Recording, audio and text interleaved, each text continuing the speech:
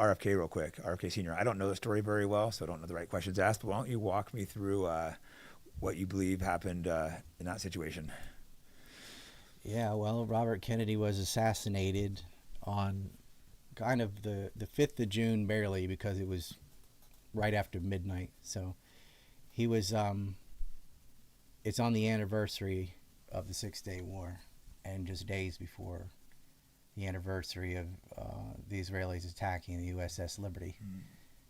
Sure you know. Yeah. Where they put a gag order on the survivors. Yeah, I had I've had Philip Turney on here. I think you know him. You know, that was crazy. Yeah. He was running to become president. He had just won the California primary, and he was at the Ambassador Hotel and gave a speech saying, let's on to Chicago. I think it was one of his last public words. His very last words is everyone okay? Like, even after being shot, because 5 other people were shot. And he asked, is everyone okay? Or is everyone all right? That's crazy. Maitre d'. And I mean, he'd just been shot in the head too, so whatever. But like, he was murdered, and it seems like an open and shut case, because you've got a guy with a gun that shot him in front of people, and he got tackled and subdued and arrested, and so that's that, right? And his name was Sirhan Sirhan, or Sirhan Bashir or Sirhan, whatever. But there are a lot of problems with that. And by the way, Sirhan Sirhan, the patsy, they blame the entirety of it on, just so happened to be a Palestinian Christian. How convenient. Yeah, a little on the nose. and not only that, but he had a newspaper in his back pocket about the Israel-Palestine conflict. Oh, so if he'd been taken out, so you would know that was his motive. This is the evil Palestinian. So over the top and ridiculous. It's very them. And yeah, but and RFK didn't support Israel at all. He supported right of return, in fact, for Palestinians. Oh, wow. And of course, he was the one that initiated the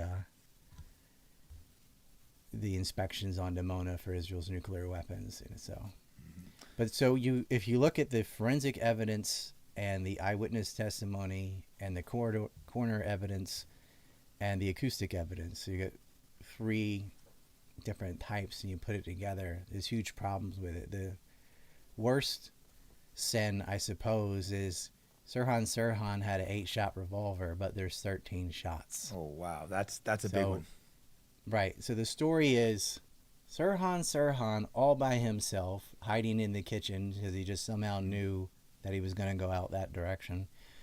Pops out, takes an 8-shot revolver, shoots it 13 times in front of Kennedy, hitting him 3 times in the back. And never reloaded the gun.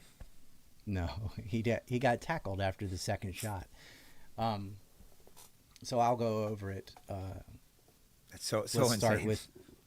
Yeah, I mean. So obviously, right there, it's just obviously. Right there, it's like, okay, there's too many shots, and then it really breaks down after that. So he had a .22 caliber 8-shot revolver, and yet you've got 2 bullets in Kennedy and 5 bystanders who were shot, and 1 in the ceiling. Wow.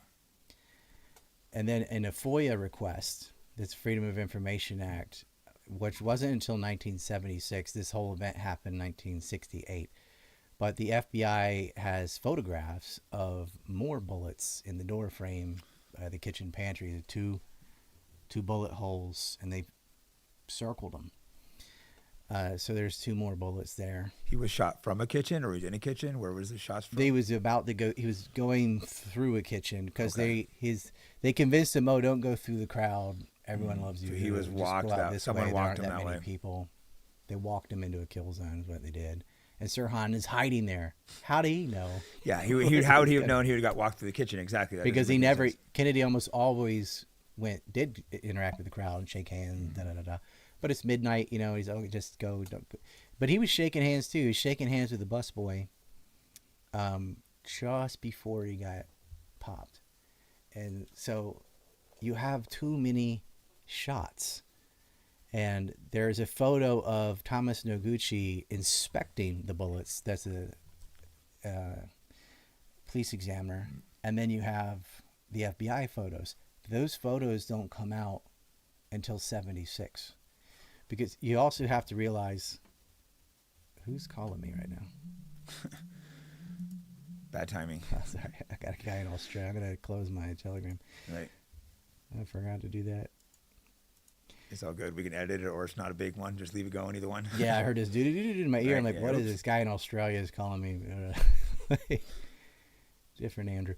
What was I talking about? Oh, yeah, so Thomas Noguchi is there's a photo of him. So you have police evidence, you have FBI evidence showing too many bullets. Mm-hmm. And you had eyewitness Angelo DiPiero. Him and another guy named Martin Petruski. They both saw the bullet holes and a bullet in the frame and testified as such. And then an FBI agent who was there on June 5th, his name was William Bailey. He got to have an even closer look at the crime scene, obviously, and he was positive that there were 2 bullet holes and 2 bullets. He said as much to the LA supervisor. His name was Baxter Ward. So this is all verifiable. And Angelo also remembers that there had been like someone taking a marker and circled the bullet holes. So not only were they circled there, then on the photo, they took a marker and circled on top of that, I suppose. So you have 2 eyewitnesses that saw the holes and a bullet, and you have an FBI agent that saw both holes and bullets and testified as such. And that is verified also by the Los Angeles County Supervisor, Baxter Ward. And these bullets are going to have some problems too. So you have Sirhan firing from the front, and yet all 3 shots, plus a hole in his coat, were all from behind. And that matches with the evidence from the coroner. And so you've got powder burns marks on Kennedy's body.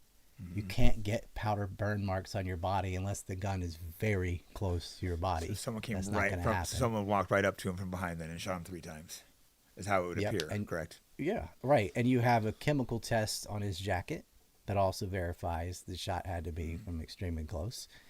And you have the ballistics test. And William Harper, he's a nationally respected criminologist, compared the bullet out of RFK's neck and one pulled out of a bystander named was Woody Wiesel. And he noticed that they had different firing angles. Every problem you can have in a ballistics test, these bullets didn't match. And perhaps more obvious than that, I forgot the technical name, but the ring that goes around a bullet, what's that called? The shell?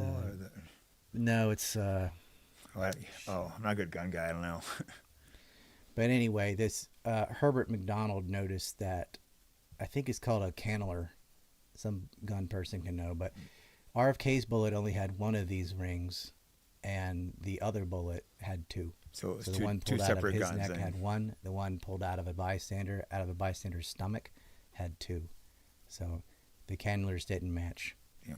And then you had every single witness placing Sirhan as firing in front of Kennedy, and from much further away than an inch, because they determined Thomas Noguchi, that's the Los Angeles County coroner, and Dwayne Wolfer, that's the police examiner, they both agreed that the fatal shot was from inches from RFK's right ear and less than 1 inch from his head. Less than an inch from his head. That's like one Ben Shapiro penis away. Yeah, so just right. Ben Shapiro.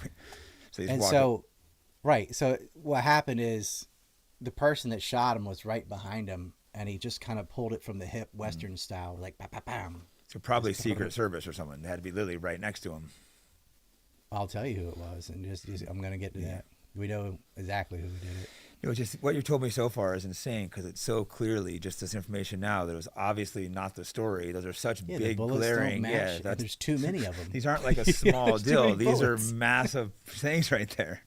It's wild. Carl Ecker, who's kind of sort of famous. He's in a lot of photographs, kneeling over him. He's a maitre d' in that tuxedo. He was the only guy standing between Sirhan and Kennedy. But the fact that you have a man standing between them is the length of him. Yeah. a torso at least, more than an inch. Mm-hmm. And he is 100% sure that he pushed Sirhan over the pantry steam table after the second shot. And this could be why a bullet's in the ceiling, because he that would make sense, yeah. And then everybody piled on top of him. So he's just kind of whatever.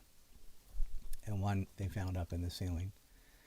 And he was standing between them, so again, he's not an inch away, and he's not behind him. And you're like, well, maybe Kennedy turned around, for some reason, and after one shot missed, and then he got hit in the back 3 times or something. But it won't add up, because bystanders behind Sirhan are hit with bullets. And one of the guys that was there was John Pilger. The man next to him was shot. John Pilger is probably the best documentarian that ever lived. He's also in an Iron Man comic, for you nerds. Really? They put him in. I don't know who he is. So he made the Magnificent African Cake. He's done a lot of great documentaries. And he's one of the unsung heroes. This Australian guy. What was he there? Was he just there with him randomly, or what was he doing? He's a journalist. He was there. Okay, he was covering that, yeah. He's now passed away. He passed away a few years ago, but he's super reliable, and he's always does the voices for the voiceless type of things. Like if you look at his documentaries, he gets into it. And a man standing next to him was shot from the direction that the guy that killed Kennedy was shooting from, not Sirhan. He was already on the floor, and he didn't have his gun by that point. So then you have the acoustic evidence, which records 13 shots fired, and a man named Robert Joling and his partner Philip Van Prague said that after analyzing audio recordings of the assassination, they concluded at least 13 shots were fired, at least. And then you also had, in addition to that, forensic audio specialists Wes Dooley and Paul Pegas. They're from the Audio Engineering Associates in Pasadena, and they found at least 10 shots, at least. And what I'll tell you why there's a discrepancy there is because after 10 shots, a lot of the crowd is screaming, and there's a lot of white noise, and so it's hard to pick out the last 3 shots. However, from around 2015 or so onward, where you can pull the audio out and visually see it, and they were able to determine more easily. And there's software now where you can remove noise, and they didn't have Audacity back when they were doing this, but now you can, and it's 13 shots.